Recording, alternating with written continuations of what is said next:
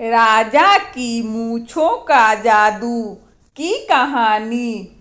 एक समय की बात है। हिमालय की तलहटी में एक राज्य था जिसका नाम था बहुलापुर। बहुलापुर अपने राजा की बड़ी बड़ी मूंछों के लिए दूर दूर तक प्रसिद्ध था और राजा को भी अपनी मूंछों से बहुत प्यार था। वह अपनी मूंछों को अपनी जान से भी ज्यादा प्यार करता था। अपनी मूंछों के बारे में वह बड़े ही संवेदनशील थे।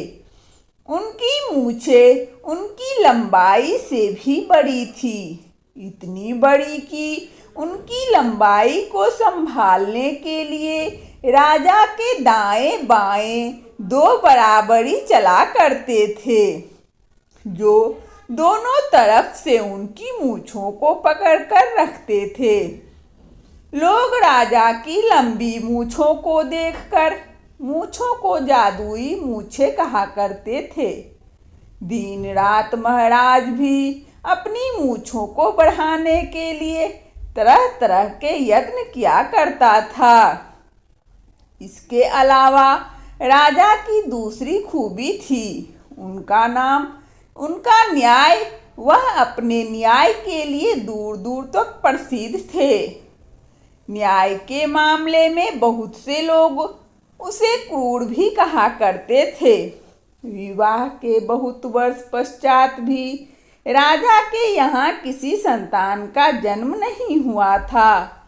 एक बार अपने विवाह के 15 सालों के बाद जब राजा अपने दरबार में बैठा हुआ अपनी प्रजा के लोगों के साथ न्याय कर रहा था तो अचानक एक दासी ने आकर सूचना दी, महाराज बधाई हो बधाई हो, महारानी गर्भवती है और 9 महीने के बाद राजा को अपना वारिस मिलने वाला है। चारों तरफ खुशी की लहर दौड़ गई और राजा भी यह सुनकर बड़े प्रसन्न हुए। सारी प्रजा भी समय पूरा होने का इंतजार करने लगी ताकि उनके राज्य को वारिस मिल जाए। और समय के साथ रानी ने एक बड़े ही प्यारे से बेटे को जन्म दिया। राजकुमार बड़ा ही सुंदर था और सबके साथ हिल मिलकर रहता था।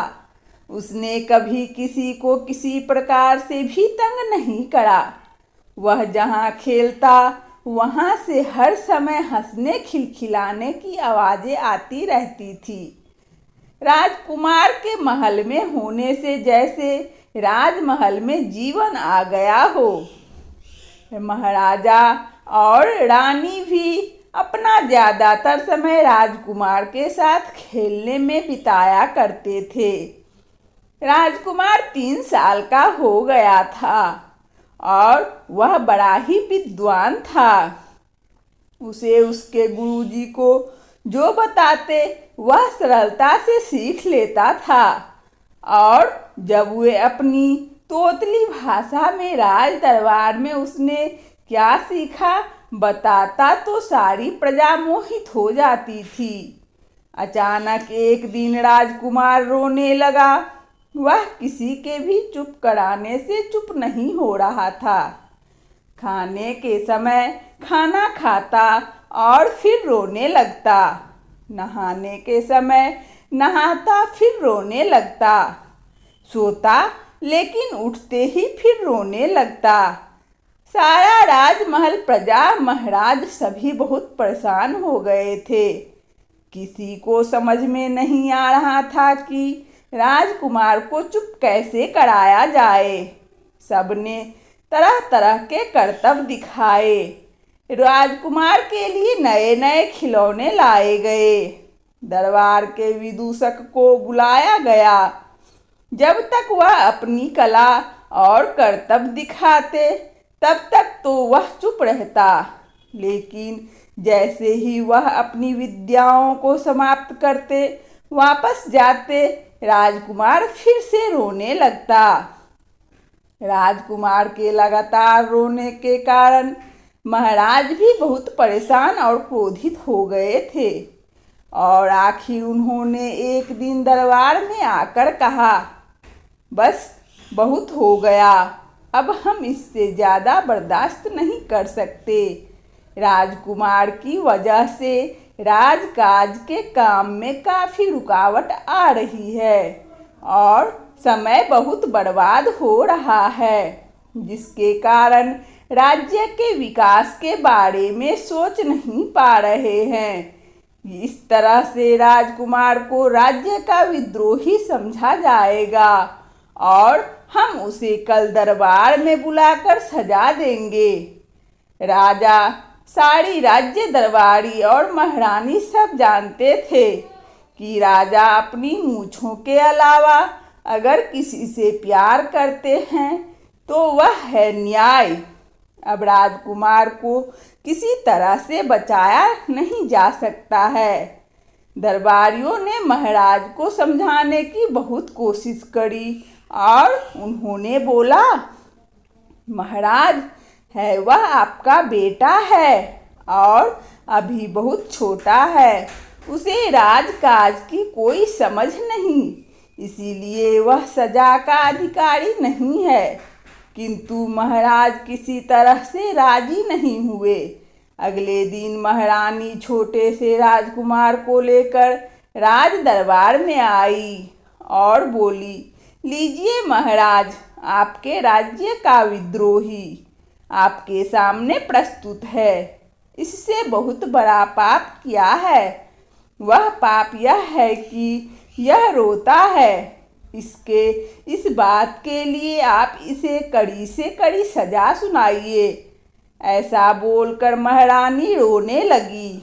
महारानी के शब्दों से महाराज का हृदय द्रवित हो गया और शब्दों से महाराज का हृदय द्रवित हो गया और वह राजकुमार की तरफ देखने लगे। यहाँ तक कि सारे दरबारियों की आंखें में भी पानी आ गई और वह महाराज से दया की भीख मांगने लगे। जब महाराज राजकुमार की तरफ देख रहे थे तो राजकुमार ने रोते रोते अपने दोनों हाथ महाराज की तरफ आगे बढ़ा दिए। दरबारियों ने कहा, महाराज, अब आप भी इसे गोद लीजिए। आखिरकार महाराज पिता थे। वे सिंहासन से नीचे आए और उन्होंने राजकुमार को गोद ले लिया। राजकुमार ने पिता की गोद में आने के बाद 2 मिनट तक अपने पिता का मुंह देखा और जब उसने अपने पिता की मूंछों को बोलते समय के झुकते देखा तो उसे बड़ा ही मज़ा आया। उसके बाद बिना देर करे वह उनकी मूंछों को पकड़कर वे जोर जोर से हंसने लगा।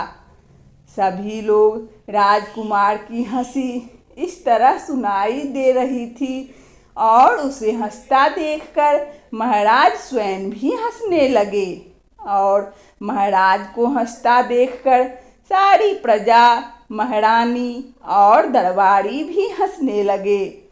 राजकुमार को हंसते देखकर दरबारियों ने हंसते हुए बोला, महाराज, हम इस विद्रोही के पिता को सजा देंगे क्योंकि यह विद्रोही अभी बहुत ही छोटा है, इसीलिए इसके अपराध की सजा इसके पिता को मिलेगी।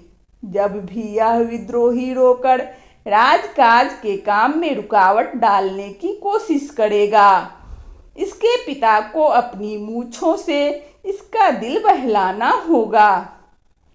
पहली बार महाराज अपनी मूंछों के कारण किसी और की खुशी का कारण बने थे और वो राजा अपनी मूंछों को किसी को छूने नहीं देते थे। उनका बेटा उन्हीं मूंछों को खींच खींच कर जोर जोर से हंस रहा था।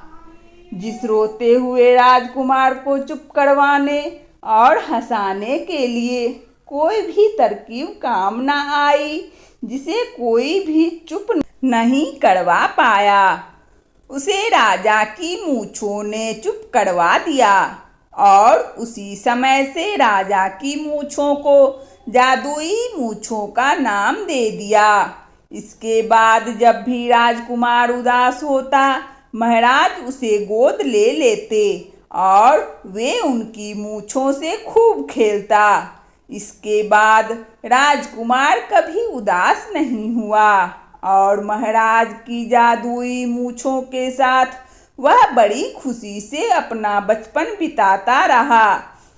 इस कहानी से सीख हमारी कभी कभी अपनी समस्याओं का सहारा अपने पास ही होता है, लेकिन हम उसे पहचान नहीं पाते। वंदना स्टोरी चैनल में इस कहानी को सुनने के लिए आप सभी श्रोताओं को बहुत बहुत धन्यवाद। यदि हमारा कहानी अच्छा लगा हो तो कृपया लाइक और सब्सक्राइब अवश्य करें ताकि नोटिफिकेशन सबसे पहले आपको मिले। धन्यवाद।